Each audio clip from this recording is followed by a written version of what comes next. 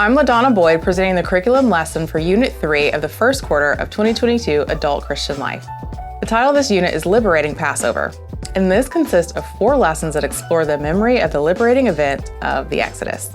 This video will cover the lessons for the week of March 6 and 13.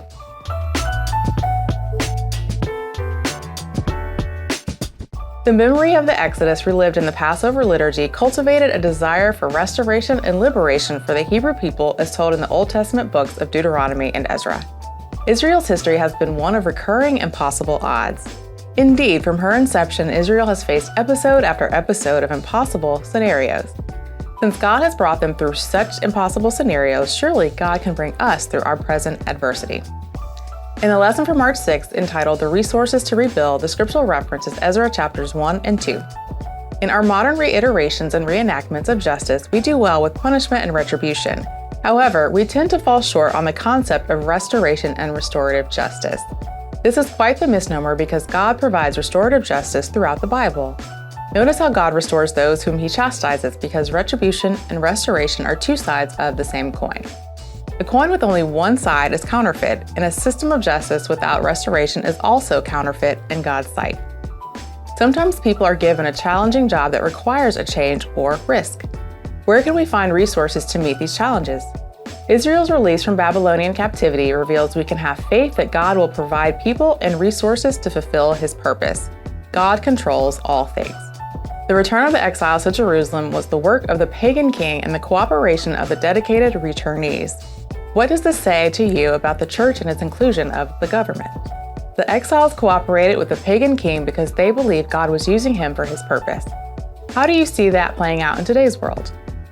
March 13th's lesson is entitled Support for Needed Projects, and the scriptural reference is Ezra chapter 6. Sometimes people focus on their own adverse situations rather than seeking guidance. Why do we act and speak according to our situations rather than seeking liberation from them? Ezra shows us that when we recognize and confess our failings, God is ready to listen and support us, even in unexpected ways. The returned exiles met opposition when they began to rebuild the temple, but they were able to build their houses for themselves without opposition. What does this say to you about what the opposition believed about the God of Israel? In this text, we witness the inner workings of the empire. Darius stood behind the decree made by Cyrus many years earlier and commanded all opposition to the rebuilding of the Jerusalem temple to stand down. Once again, we can see that the hand of God was at work as he made a way out of no way for his people.